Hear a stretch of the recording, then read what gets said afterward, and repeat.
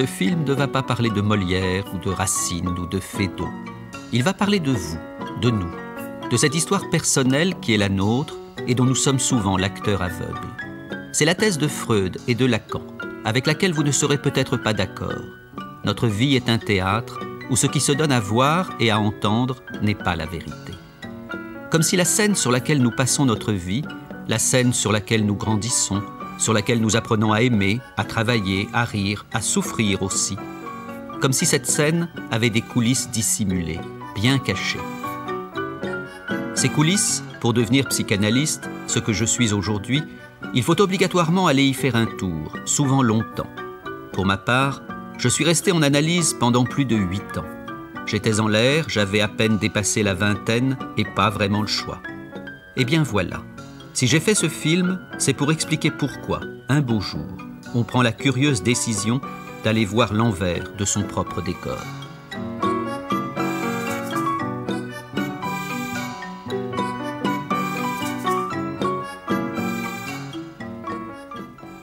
J'ai assez régulièrement, en fonction de creux de vague, eu envie de franchir le pas. J'insiste sur l'expression parce que pour moi, frapper chez un psychanalyste, c'est quand même passer de l'autre côté du miroir. Quel miroir, je ne sais pas, mais franchir le pas. Et je ne sais pas ce qui m'a retenu par la manche à chaque fois. Peut-être une espèce d'orgueil qui m'a poussé à penser que je pouvais m'en sortir tout seul et que les soucis qui me tombaient sur le paletot et dans lesquels je m'en mêlais comme c'est pas permis, je m'en sortirais sans l'aide de personne. Je ne me suis jamais considéré, moi personnellement, comme une énigme. J'ai considéré la nature humaine comme assez énigmatique et intéressante à étudier, ça bien sûr. Donc finalement, j'ai été plus porté à regarder le comportement des autres que le mien. Je ne vois pas la motivation, à moins d'être carrément taré, borné, coincé, j'en sais rien. Je ne vois pas pour quelqu'un normal, ou je veux dire, je ne vois pas pourquoi vous y allez, par exemple. Comme je vous vois tel que vous parlez, je ne vois pas pourquoi vous irez, vous. C'est vrai. Quand on n'a pas fait soi-même une psychanalyse, on se dit à l'occasion que l'autre aurait pu lui aussi éviter d'y aller.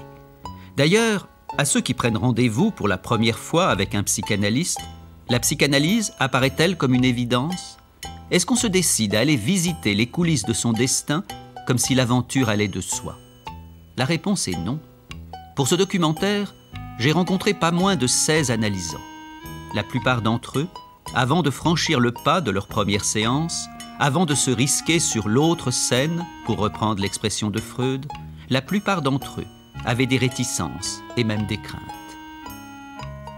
J'avais le sentiment que j'allais me retrouver en face de gens qui allaient me scanner définitivement, de façon extrêmement, supranaturelle, quoi, je dirais. Prendre la décision d'aller voir un analyste, oh oui, ça m'a pris des années. Je voulais pas y aller, c'était pas pour moi.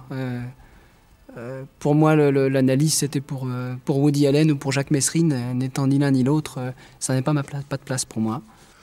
Je pensais que la psychanalyse, c'était de la connerie. La psychanalyse ne fait absolument pas partie de la culture antillaise. Il est rare d'emmener un enfant, par exemple, chez un psychologue, parce que, comme ça peut se faire en métropole, parce que l'enfant a de mauvaises notes, ou parce que... Non. J'avais peur d'être aliénée, j'avais peur d'être dépendante de l'analyste, de l'analyse. J'avais peur de me rendre compte que j'allais mal. Donc d'avouer en fait que j'avais des problèmes. Je redoutais d'abord de complètement bousculer ma façon d'appréhender les choses. Parce que quand on s'est fabriqué sur une personnalité à travers ce que l'on a vécu, souvent on est attaché à cette personnalité qu'on a du mal à lâcher. On a aussi des plaisirs à ça, donc je savais que ça allait complètement, à la fois sans doute me faire du bien, mais aussi me faire perdre certaines choses, et des choses que j'aimais bien finalement. J'ai été complètement hermétique à tout ce genre d'action, en quelque sorte. Je ne connaissais pas la psychanalyse, je pensais en avoir aucun besoin. Donc j'ai simplement eu une vie totalement dans l'action, dans la jeunesse, complètement en dehors de la psychanalyse jusqu'à l'âge de 28 ans. Et puis après, j'ai eu comme une fracture, en fin de compte, quand mon père est mort. Et là, je suis rentrée dans la psychanalyse comme si j'y suis rentrée corps et âme, si j'ose dire. Carla Bruni est loin d'être la seule dans ce cas. Pour commencer une analyse, la curiosité intellectuelle ne suffit pas. Pour téléphoner la première fois à un psychanalyste, il faut que quelque chose cloche.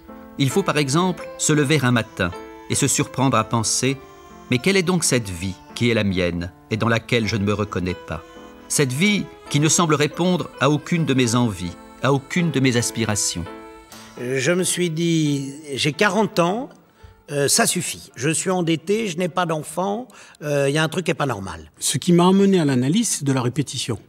C'est-à-dire, c'est des échecs répétés, c'est le fait de ne pas arriver à m'engager dans ce que j'avais envie de m'engager dans la vie. Ça bloquait pour des raisons que je ne comprenais pas. Un jour, c'est devenu une évidence. Je devais aller voir quelqu'un, peut-être pour ne plus avancer les yeux bandés, quoi. J'étais dans une situation toute bête, au fond, qui est que moi, la seule chose qui comptait à ce moment-là, c'était d'écrire. Et j'étais entravée par des choses qui m'empêchaient d'écrire. C'est très fréquent. Et c'était très névrotique. Au fond, rien ne m'empêchait d'écrire. Mais je ne le savais pas. Et puis aussi, il y avait cette chose que j'avais tout pour être heureuse, soi-disant. Et puis, c'était pas vrai. C'est beaucoup plus compliqué que ça. Donc, toutes ces contradictions font que, oui, je me disais que la vie, c'était trop difficile pour moi, que j'y arriverais pas.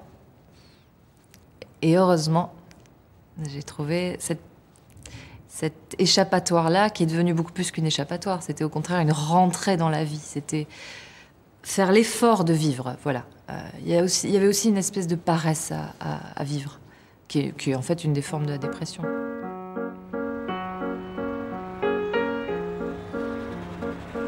Parfois, à l'origine d'une première séance, il peut y avoir aussi un événement précis qui nous fait basculer dans une autre dimension, là où les histoires qu'on se raconte habituellement sur soi ne font plus le poids. Un accident, une séparation, un deuil, et le malheur qui nous a emportés loin de nos constructions imaginaires nous laisse tout à coup en plan, démunis, impuissants. Voilà, j'étais marié, j'avais 2 enfants tout petits, et la femme avec qui j'étais est partie. Mais elle n'est pas partie pour un autre homme, elle est partie parce qu'elle voulait vivre autre chose que ce qu'elle vivait, quoi. Donc voilà. J'avais pas d'autre solution que d'aller voir quelqu'un. Il fallait que je comprenne pourquoi on en est arrivé là, quoi.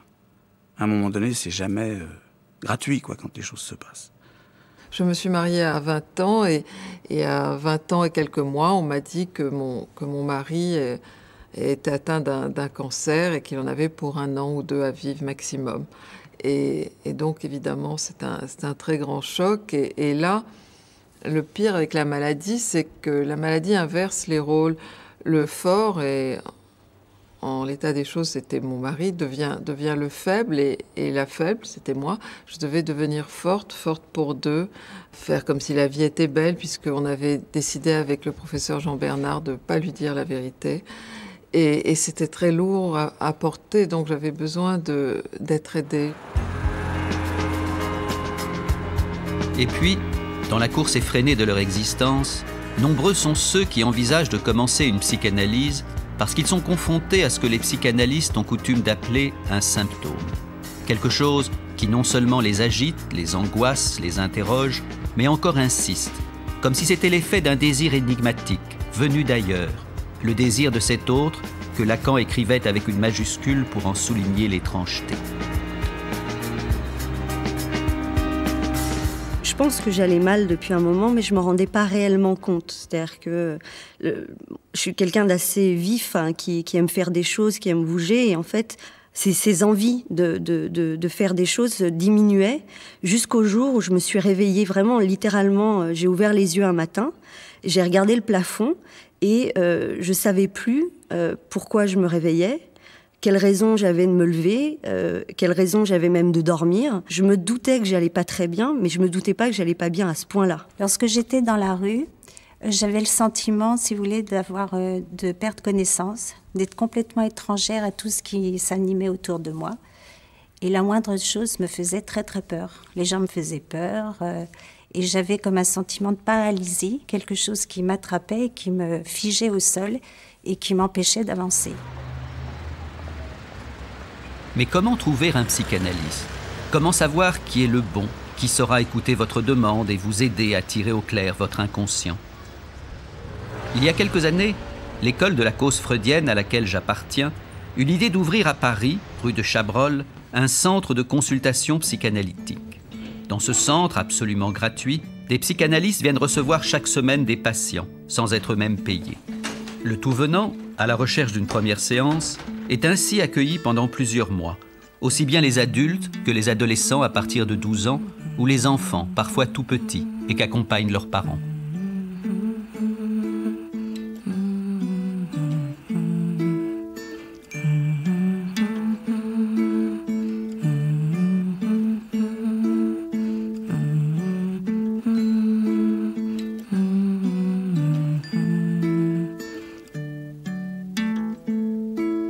La rue de Chabrol m'a permis de me détendre parce que je n'étais pas seul, je pouvais voir d'autres malades, d'autres analysants qui n'étaient ni Woody Allen ni Jacques Messrine. Ce qui me rassurait, c'est que c'était des gens simples. Les autres analysants étaient des gens simples, des gens souffrants. Ce sont les enfants qui m'ont beaucoup frappé, les enfants et les adolescents. Qui eux ne venaient pas, quelque part c'était pas des analysants qui faisaient ça soit pour devenir analystes eux-mêmes, ou soit par coquetterie. C'était pas des hommes de lettres qui faisaient ce travail par coquetterie. La rue de Chabrol, vous ne choisissez pas de psychanalyste, c'est même pas lui qui vous choisit, c'est une espèce d'arbitraire administratif. Vous avez pris un rendez-vous dans un pool de psychanalystes, il y a une assemblée de malades et c'est un hall de gare et par hasard vous montez dans ce train-là. Néanmoins, la plupart du temps, pour monter dans le train de la première séance, c'est dans le privé que les gens s'adressent à un psychanalyste. Certains voient la plaque d'un analyste en bas de chez eux et ne cherchent pas plus loin. D'autres ouvrent l'annuaire et choisissent eux aussi au hasard. En règle générale, cependant, on demande une adresse à un ami, voire à un médecin, et puis on appelle. Lorsqu'un patient appelle au téléphone pour prendre rendez-vous, alors que ça va être sa première séance, je ne crois pas que le coup de téléphone fasse partie de cette première séance. Il me semble que la première séance commence lorsque nous nous serrons la main dans la salle d'attente et que je l'introduis dans mon bureau. Ceci dit, il y a énormément de choses qui peuvent se passer au téléphone. C'est toujours moi qui réponds pour donner le premier rendez-vous. Je tiens absolument à entendre l'ébauche, l'esquisse, les premières formulations de la demande de la personne qui prend contact, que ce soit un homme, une femme, un parent. Les demandes d'aujourd'hui se présentent avec une certaines questions communes. Je suis frappée par ça, c'est-à-dire qu'au téléphone, les patients d'emblée peuvent demander combien de temps ça va durer, quel est le prix des séances. Et donc je prends le temps de parler, pas nécessairement de ça, mais de laisser le patient, au fond, dire ce qui l'amène. Et finalement, les premiers mots qu'il peut dire à cette occasion sur ce qui l'amène à consulter, finalement, se révèlent souvent, après coup, essentiels. Eh bien, c'est là où je peux avoir une indication sur justement qu'il faut que je décide sur l'instant. À savoir, où je le vois tout de suite, le soir même, où je le vois demain, ou dans un mois.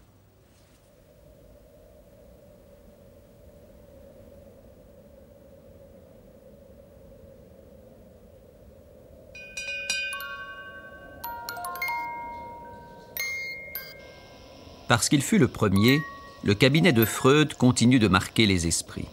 Du coup, même si des milliers d'autres cabinets se sont ouverts depuis à travers le monde, le futur patient, en arrivant pour sa première séance, se demande souvent s'il ne va pas se retrouver un siècle en arrière, à Vienne, dans une copie conforme de celui de Freud.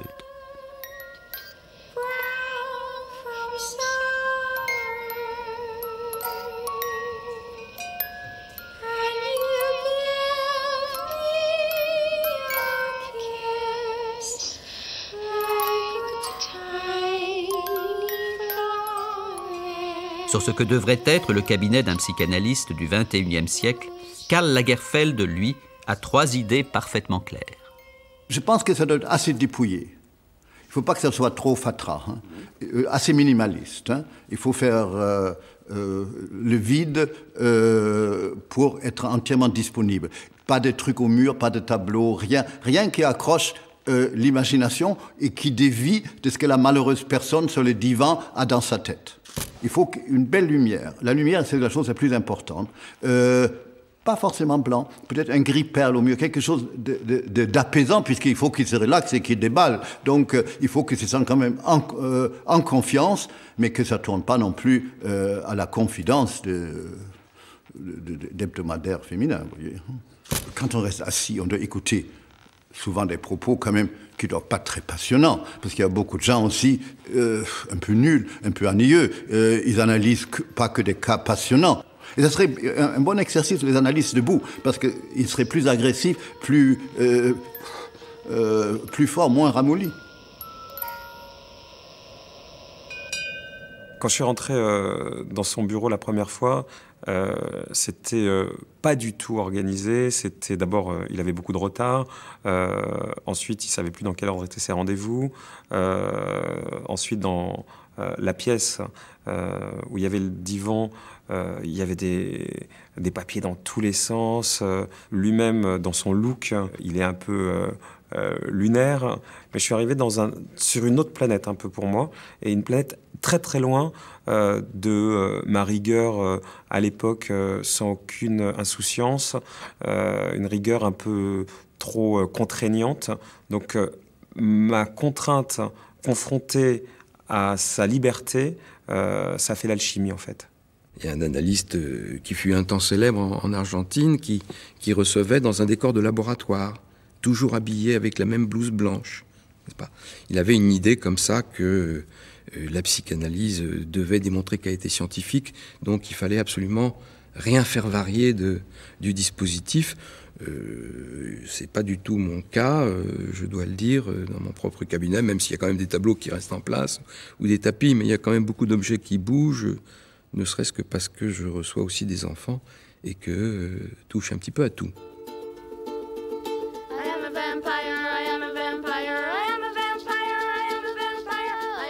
Mais plus important que le cabinet, il y a le psychanalyste lui-même, qu'on va découvrir à la première séance. À quoi ressemblera-t-il ? Qui sait ? Peut-être à ce personnage atypique dessiné par Piem.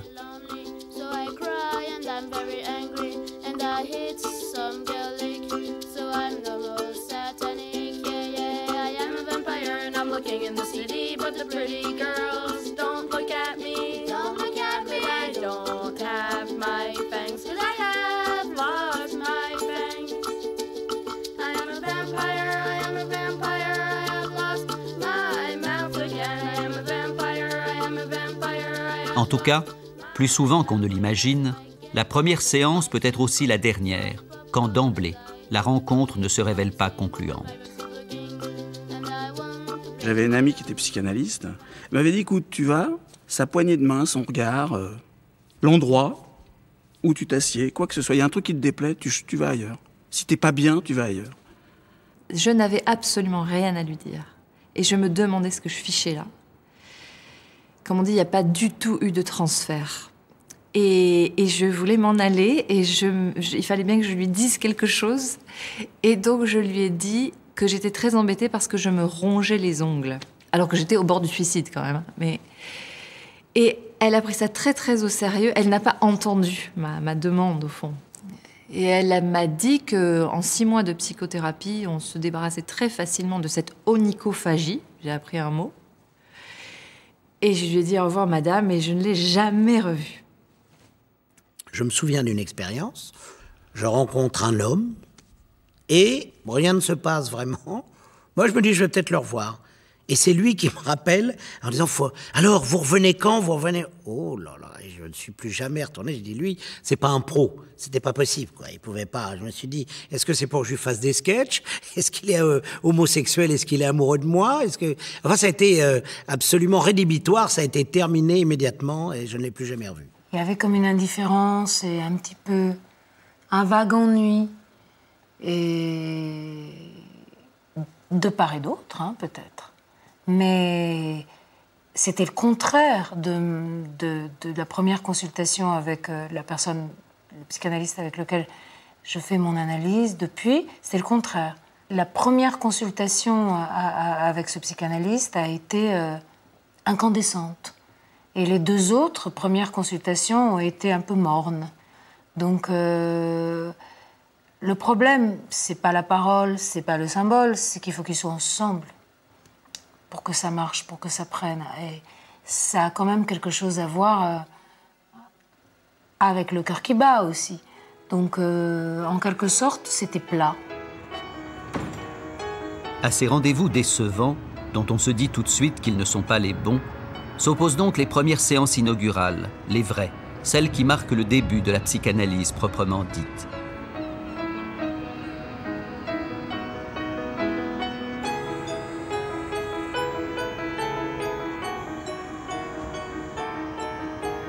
Mais que s'est-il passé ce jour-là de différent? Pourquoi s'est-on convaincu que c'est là, dans cette rue, dans cet immeuble, qu'on allait revenir? Pourquoi ce jour-là a-t-on pensé qu'on avait frappé à la bonne porte?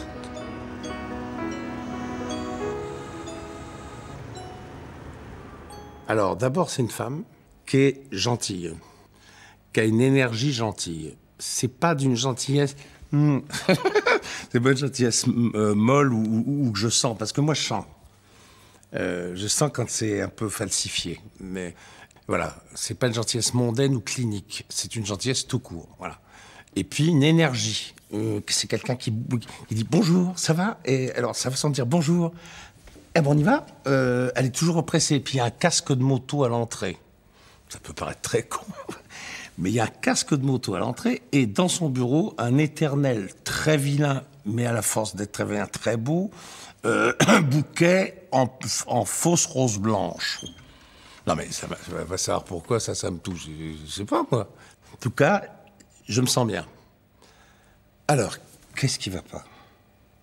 Mais dans son... Alors, pourquoi vous venez? Je sens, comme chez les acteurs, que le ton est juste, qu'elle a vraiment envie de savoir pourquoi je ne vais pas bien. Voilà. C'est comme chez les acteurs, c'est comme à une audition. J'ai tout de suite senti que c'était le bon endroit, le bon analyste, mais c'était plus quelque chose d'instinctif que quelque chose de réellement réfléchi ou raisonné. Alors, dès la première séance avec mon psychanalyste, je savais que j'en ferais qu'une seule dans ma vie et que ça serait avec lui. Et depuis, je n'ai pas changé d'avis et je suis restée sur la même position. J'avais décidé de lui faire confiance et j'ai tenu coûte que coûte. Et jamais aller voir un autre psychanalyste m'a traversé l'esprit, en fait. On a souvent ce cliché de l'analyste un peu farfelu. Un cliché que moi, je pouvais avoir aussi avant. Et voilà, j'étais en face de quelqu'un de très... comment dire ça? Parce qu'aujourd'hui, le transfert s'est effectué, donc j'en parle pas comme j'en parlais au début.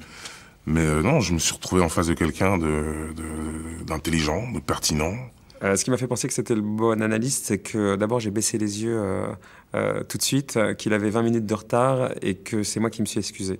Donc dans mon sentiment un peu de toute puissance, d'être dans un rapport complètement inversé avec quelqu'un qui imposait un ascendant sur moi, j'ai tout de suite compris que c'était le bon. Il y a quand même deux personnes qui se rencontrent, même si on est sur un divan et qu'on n'est pas en face à face. La première rencontre est en face à face. Et il y a quand même une rencontre tout simplement humaine. Je crois que c'est la rencontre humaine qui, dans mon cas, en tout cas, a fait l'engagement, l'investissement dans la psychanalyse.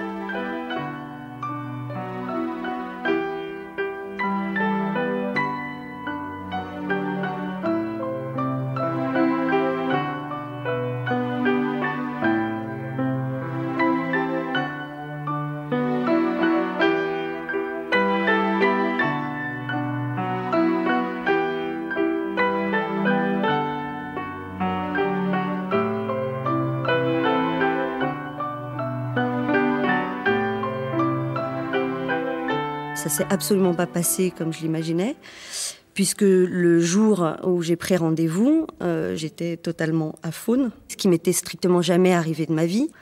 J'étais assez hallucinée par ce que j'étais capable de me faire toute seule, c'est-à-dire assez hallucinée par le fait que j'étais capable de me couper la voix le seul jour où on me demandait réellement de m'exprimer. J'avais imaginé un certain nombre de choses. Ce que je n'avais pas imaginé, c'est au fond ce qui s'est passé. C'est-à-dire, ce que je n'ai pas imaginé, c'est le degré d'émotivité qui s'est immédiatement emparé de moi. Ça, c'était absolument inattendu. C'est-à-dire qu'au fond, j'ai le sentiment qu'on arrive avec des raisonnements et qu'au moment où on se retrouve devant le psy, quelque chose se passe qui est en dehors du raisonnement. On n'est plus dans un rapport de raisonnable. La seule présence du type en face de vous provoque quelque chose qui est totalement inattendu.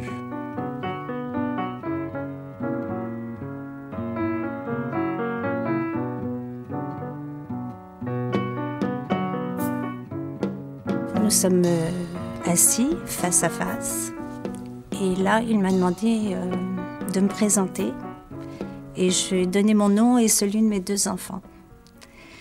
Et il a eu une petite phrase ironique, il m'a dit alors qu'est-ce que je peux faire pour vous 3 ?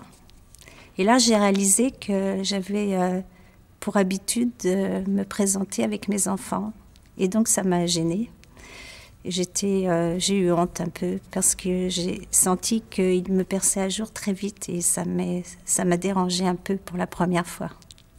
Lorsque quelqu'un prend rendez-vous avec moi et que je lui donne un rendez-vous, je n'ai vraiment, sauf exception, aucune idée de comment va se passer notre premier entretien.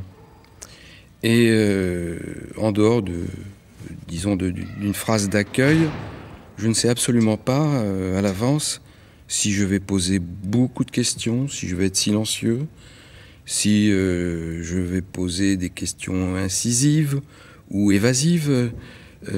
À dire vrai, je n'anticipe pas. Lors d'une première séance, j'ai toujours le sentiment qu'il faut accrocher la personne qui vient nous voir, non pas l'accrocher à notre personne, mais l'accrocher à ce qu'elle dit. Je crois que cette première séance constitue un événement pour lui. Un événement n'a pas besoin d'être spectaculaire. Et cet événement ne peut résider, non pas dans le sentiment qu'il a qu'il est vraiment venu voir la bonne personne à la bonne place. Cet événement, c'est plutôt dans ce qu'il va dire. Je sanglotais et je lui disais « Mais je ne comprends pas, tout va très bien, tout va très bien. » Madame la marquise. Et il m'a dit que non, je n'allais pas bien. Vous n'allez pas bien. C'était la première fois que quelqu'un me disait ça, alors que jusque-là, on m'avait élevée dans cette idée que tout allait bien pour moi, que j'avais tout pour être heureuse. Et tout à coup, quelqu'un m'autorisait à penser que je n'allais pas bien. C'était extraordinaire. C'était une grande libération. Dès la première séance, ce psychanalyste m'a dit quelque chose qui m'a marqué et qui était différent de ce que disaient les autres médecin, même s'il pouvait me parler en bon père de famille, comme on dit en droit. Il m'a dit, à la fin de l'entretien, « Je ne vous juge pas ». Et personne ne m'avait jamais dit une chose comme ça. Ce qui m'a frappé plus que les mots de l'analyste lors de la première séance, des premières séances, c'était le ton, c'est la question, c'est la phrase qui reste en l'air avec vos propres mots. Et c'est finalement, ce tiers-là, cet analyste reprend exactement les mêmes mots, mais il en change l'intonation. Et ça prend du sens. Quelqu'un d'autre dit ce que je viens de dire. Ça permet de l'extériorité par rapport à ça. Ça, je l'ai découvert tout de suite. Ça m'a bien accroché. En effet, le psychanalyste ne juge pas. Et ce n'est pas non plus quelqu'un qui met ses mots dans votre bouche. En fait, il prend vos propres mots et en produit du sens en les télescopant. Et chose étonnante, en maintenant entre vous et lui une étrange distance, en cultivant une apparente froideur qui ne peut que surprendre à la première séance. Moi, je lui racontais ce qui me posait problème et ainsi de suite, et il n'y avait pas vraiment de réaction de son côté. Il me répondait sur le même ton, quoi que je dise, ce qui était à la fois très frustrant. Ça me donnait l'impression de dire, mais il ne se rend pas compte que j'ai mal, que ça ne va pas. Et en même temps, c'était hyper rassurant. C'est vrai que c'est un choc de voir quelqu'un qui est censé nous redonner du courage, être aussi froid. Parce que le psy est froid. À croire même qu'il faisait exprès d'être aussi antipathique. Voir madame, comme ça, très froid, et il disait rien. Et de temps en temps, il s'animait, il faisait ses mais c'était quand je le voyais pas, c'était derrière mon dos. Et devant moi, il revenait avec son masque de froideur. Le fait de pouvoir finalement craquer, pleurer, se laisser aller, et avoir cette personne finalement qui respecte ça sans vous sauter dessus, en attendant un petit peu que les choses passent, ça fait finalement que ça passe relativement vite et qu'on peut se remettre dans le discours. Il est vrai que lors de cette première séance, le patient amène là des souvenirs douloureux, des choses qu'il n'a jamais dit à personne, des rêveries dont il a honte, ce que Freud appelait les intimités. Bon, et donc on ne confie pas ça facilement. Donc, effectivement, ça nécessite un mode de présence très particulier. C'est accueillir sans juger, sans prendre position et aussi sans s'émouvoir. C'est-à-dire, c'est une présence justement dans laquelle on ne s'identifie pas au patient pour lui permettre justement de mieux se situer par rapport à ce qu'il dit. La distance de l'analyste, pour moi, est pas du tout vécue comme un manque affectif. Enfin, ça ne me pose aucun problème. Au contraire, c'est même totalement nécessaire. S'il se mêlait d'avoir quelque chose d'affectueux envers moi, une envie de consolation, ça serait sûrement, je pars tout de suite.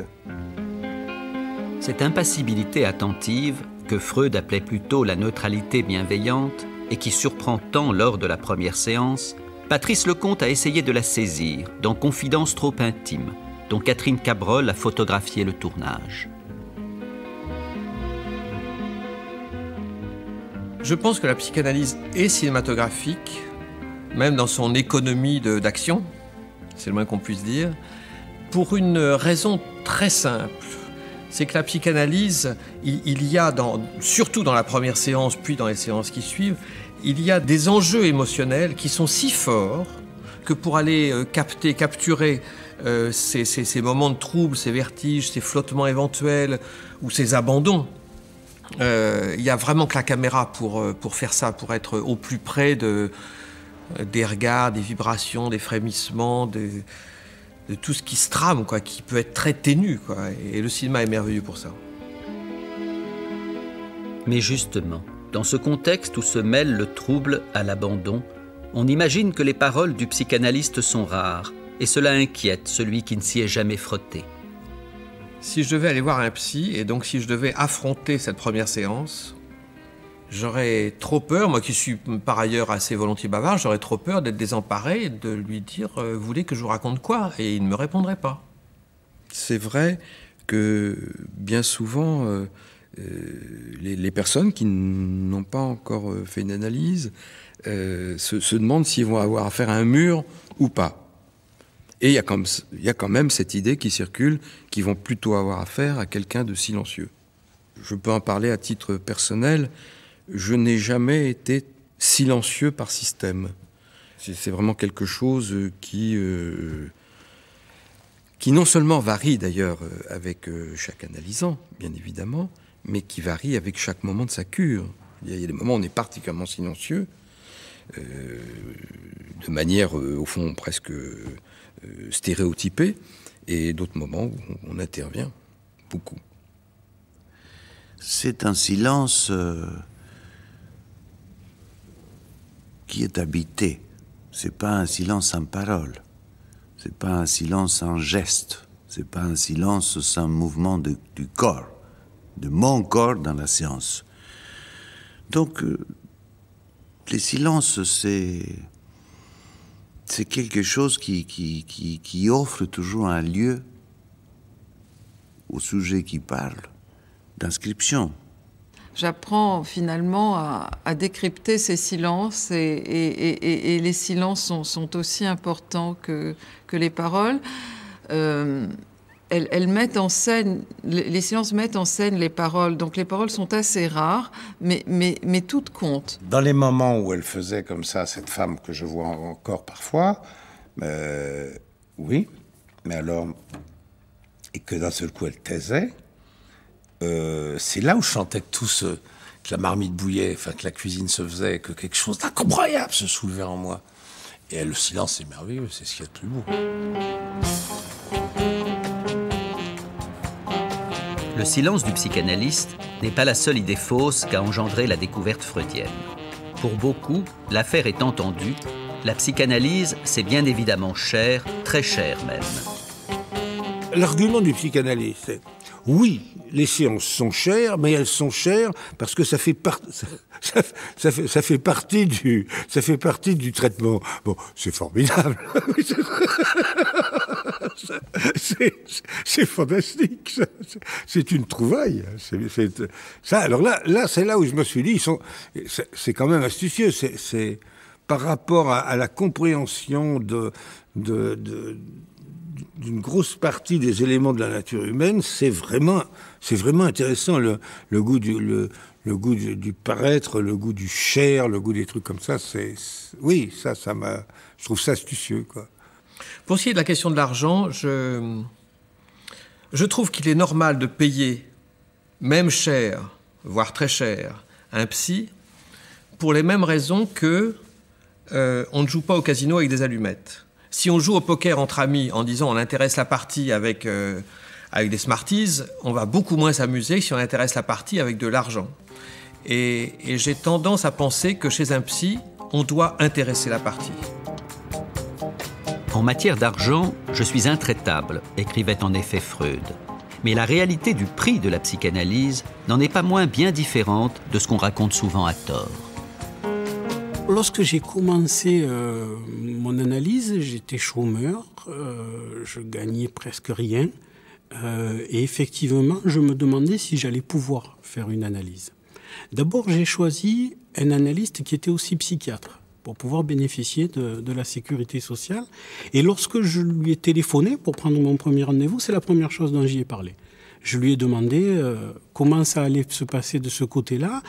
Il m'a répondu qu'effectivement, en analyse, il fallait payer, mais que ça ne devait pas non plus être un empêchement et qu'on allait en discuter. La première séance, j'ai donné ce que je voulais, ce que je pensais pouvoir donner. Et puis, à la séance d'après, on a établi avec mon analyse, en fonction de mes moyens, le tarif de la séance. Donc, j'ai été sécurisée par rapport à ça. Et je savais que je pourrais continuer. Il agissait un peu comme Zorro, et en fait, je trouve qu'il a entièrement raison, c'est-à-dire qu'il prenait aux riches pour donner aux pauvres, en quelque sorte. C'est-à-dire j'étais quand même assez fauchée. Et donc, il m'a pris un prix très raisonnable. Et entre-temps, ce qui s'est passé, c'est que j'ai écrit Truisme, et là, j'ai été vraiment augmentée. Mais il avait entièrement raison. La question de l'argent peut apparaître à la fin de la première séance ou plus tard. Et tout dépend des enjeux qui sont en place. Mais le plus habituellement, c'est moi qui ai introduit la question, en lui demandant combien il pensait y mettre. Ce qui a été le plus surprenant, finalement, pour moi, c'est qu'on m'a demandé quelle valeur j'étais prête à donner à ces séances. Et en fait, je me suis retrouvée un petit peu dans une tempête parce qu'on ne m'avait jamais posé ce genre de questions. Quelle valeur vous donnez finalement? Et j'ai dû sortir un chiffre en quelques secondes en disant mais quelle valeur tu donnes à ça? En sachant que je ne savais même pas de quoi il s'agissait. Donc effectivement, pour moi, ça a été peut-être la plus grande surprise finalement de la première séance. It's so romantic.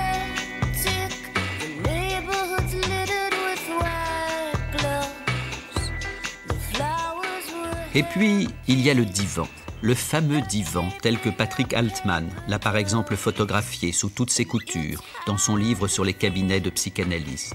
Le divan qu'on remarque dès la première séance, même si on ne s'y allonge pas tout de suite, voire jamais d'ailleurs.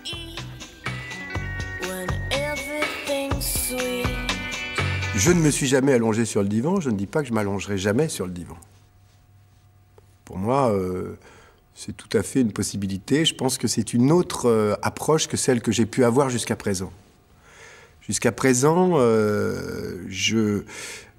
pour moi, dans ma tête, c'est peut-être faux, mais pour l'instant, à chaque fois que j'y suis allé, c'était pour répondre à une forme de problème précis, presque. Même si, évidemment, fort heureusement d'ailleurs, ça débouche sur d'autres surprises. Finalement, on arrive pour un problème précis et on repart avec d'autres sujets de préoccupation. Mais je pense que pour moi, au moment où je me dirais, tiens, je vais m'allonger, ça sera plutôt en me disant, bon, il faudrait que j'effectue un travail plus long, plus en profondeur, enfin voilà, ça sera moins ponctuel, voilà. Je me suis allongée, mais je n'aime pas être allongée. Mais je suis restée allongée 8 ans. Mais ce n'est pas en étant allongée que j'ai... Ça, c'est personnel. Que j'ai lâché la marre. Parce qu'être allongée, c'était tellement artificiel pour moi. Je suis si nerveuse, en quelque sorte, physiquement, qu'être allongée avait quelque chose d'artificiel qui apporte beaucoup de choses à beaucoup de gens que je connais, qui m'en ont parlé, et au contraire, qui peuvent parler d'une toute autre manière. Moi, au lieu, j'ai l'impression d'être dans une mascarade. Et alors, je me tiens. Tandis que depuis 2 ans, maintenant, je suis en face à face, sans regarder mon psychanalyste particulièrement, on n'est absolument pas dans une conversation, mais le fait d'être dans une situation beaucoup plus civile, en quelque sorte, m'aide, bizarrement moi, à parler librement, notamment pour les rêves. Pour moi, ma première séance, c'est pas la première fois où j'ai vu mon analyse. C'était 2 séances après, la première fois où je me suis allongé. La vraie première séance pour moi, elle a commencé 2 semaines après, en fait. Être face à quelqu'un et discuter, c'est un rapport trop quotidien pour que je puisse aller chercher dans le ailleurs. Je suis trop maîtrisé et trop cadenassé. Le fait d'être allongé, en fait, m'a libérée, finalement. Parce que je n'avais plus quelqu'un en face de moi qui me regardait, parce que j'avais cette espèce de liberté de pouvoir m'exprimer sans avoir cet œil, en fait, et donc d'avoir toute liberté de parler de tous les sujets, aussi pénibles qu'ils soient. Il m'a très très rapidement allongée, comme on dit. Et c'est ce que je cherchais. Je voulais le divan sans le savoir. Je voulais pouvoir me plonger vraiment dans une espèce de... Le flux des associations d'idées, cette espèce de rêverie à voix haute, me correspondait extrêmement bien. Correspond très bien à ma façon de penser. Je m'étais cognée 20 ans d'éducation nationale, avec les plans en 3 parties, les dissertations, les concours, les examens, tout ça. Quelle libération de pouvoir penser autrement, quoi. Si on est allongé, c'est une position qui permet... c'est technique, tout ça est technique, donc je l'assume absolument parfaitement. Parce que je sais que quand on est face à quelqu'un et qu'on bavarde, on ne fait pas du tout le même travail que si on est allongé, qu'on est seul avec ses souvenirs, qu'on les laisse remonter, quelqu'un dont c'est le métier, un professionnel, note, travaille et vous dit, voilà, toc, toc, et appuie sur des points sur lesquels on va travailler. Non, c'est normal. Le boucher a des couteaux et le psy a un divan. Mais à la différence du boucher qui, fort heureusement, ne refuse jamais de vous vendre sa marchandise, il arrive que le psychanalyste, au terme de la première séance, et avec toutes les précautions d'usage, dise non. Pour moi, j'allais comme chez le médecin, et a priori, le médecin, il est là pour vous soigner, et donc vous venez avec un problème, et vous arrivez, vous faites partie de sa clientèle. J'ai tout de suite perçu, sans que ça passe par des mots, que avant de avoir une autre séance, puis des dizaines d'autres, il fallait qu'il soit d'accord. Et c'était le seul aspect de la première séance que j'avais pas imaginé. C'était l'examen de passage que finalement j'étais en train de passer. C'était pas moi qui choisissais mon analyste, mais c'est mon analyste qui choisissait s'il allait ou pas me prendre et m'accompagner dans mon travail. Oui, il y a des patients que l'on peut dissuader. Soit dans le cas où on estime que justement il y a un malentendu sur l'adresse, au fond. Il vient consulter comme il consulterait un médecin, et donc il attend une réponse prêt-à-porter à ce qui constitue un problème pour lui, et donc il ne considère pas justement qu'il y est pour quelque chose dans ce qui lui arrive. Et puis il y a aussi le cas de patients qu'on peut dissuader parce que justement le fait de parler, ça peut être... Enfin, il est communément répandu que parler fait du bien, et puis il y a des patients pour qui c'est plutôt contre-indiqué. Simplement le fait même de parler les confronte à une difficulté profonde, ou les conduirait à une certaine dérive, une certaine désorientation. Et donc, ce sont des patients qu'on peut plutôt dissuader. Ce qui m'a beaucoup choquée, c'est qu'une fois que je lui ai dit pourquoi j'étais là, il a pris une feuille et il m'a conseillé un de ses confrères. Et là, j'ai failli m'effondrer en larmes, comme si j'avais raté l'examen le plus important de ma vie. Je ne savais pas du tout si je voulais continuer, mais je savais juste une chose, c'est que je voulais qu'il m'accepte. Et je lui ai dit tout ce que je vous ai dit, je ne pourrai plus jamais le dire à personne d'autre. Et il a laissé encore un silence et il m'a dit on se verra 2 fois par semaine, le lundi à 14h et le jeudi à 17h.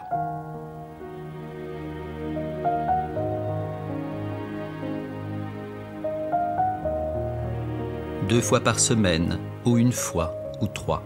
Il n'y a pas de cure type, pas de prix fixe, pas un nombre standard de séances. On s'allonge ou pas. C'est le cas par cas. Le règne du particulier, dans un monde où domine l'universel. La première séance est à l'image de ce qui va suivre. Une aventure qui ne vous guérit pas de vous-même, mais au contraire, vous réconcilie avec votre propre histoire. Je peux pas dire que toutes mes angoisses aient disparu, comme c'est pas miraculeux. Hein. Je suis pas allée voir Jésus quand je suis allée voir le psy. Mais cependant, j'ai appris à gérer, j'ai appris à comprendre sans doute, et puis à faire face. J'ai réussi à séparer la littérature un tout petit peu de ma vie, suffisamment pour pouvoir écrire. J'avais besoin de cette espèce de pas de côté. C'est d'ailleurs comme ça que je suis devenue un écrivain de fiction. Raconter ma vie dans mes livres, ça, c'est pas mon truc. Je lis des autobiographes, mais je me suis libérée de moi en écrivant de la fiction. Pour moi, c'est une libération.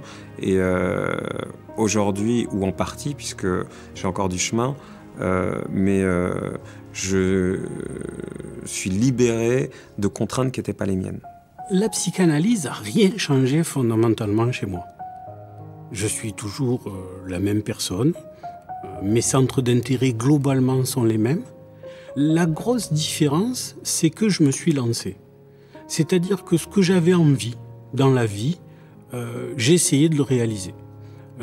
J'ai recommencé des études que j'ai pu mener à leur terme. J'ai pu m'engager politiquement parce que j'en avais envie, parce que ça me plaisait. Voilà, je dirais que vraiment, la seule chose que ça a changé, c'est le fait de pouvoir mettre en acte ce que j'avais envie de faire. Je n'ai pas eu la classique pensée qui est de se dire « Oh mon Dieu, ça va m'enlever ma créativité », mais j'ai eu plutôt la pensée de me dire « Si je suis plus à l'aise dans mon existence, forcément je vais pouvoir travailler plus ». Et c'est précisément ce qui s'est passé, c'est-à-dire que non seulement ça n'a pas du tout entamé ce que j'écris, mais ça l'a quintuplé, centuplé, vraiment multiplié et libéré. Il y a une image de quelqu'un qui abat un mur jusqu'aux fondations et qui reconstruit son mur brique par brique et voilà, qui reprend sa place, qui s'installe dans la vie et qui avance en fait.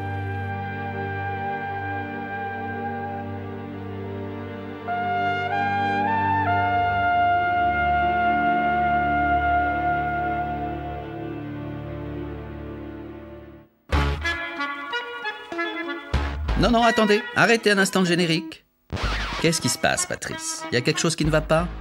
Il y a quelque chose qui me fait un tout petit peu peur dans le processus de l'analyse. Oui, et c'est quoi? C'est le fait que j'entends dire beaucoup qu'une analyse, on sait quand ça commence, on ne sait pas quand ça finit. Continuez. Je crois donc que ce qui m'angoisserait, conditionnel, c'est pas tant la première séance, qui déjà me fout un peu la pétoche, mais c'est l'idée de la dernière séance, dont je pense qu'elle n'existe pas. D'accord, je vois. On est reparti pour un autre film. But you're not telling you about AIDS, and you're not telling them about consequence, no. You talking like you a G, but you a killer killing your own. You're just a racist man's pussy. Tell me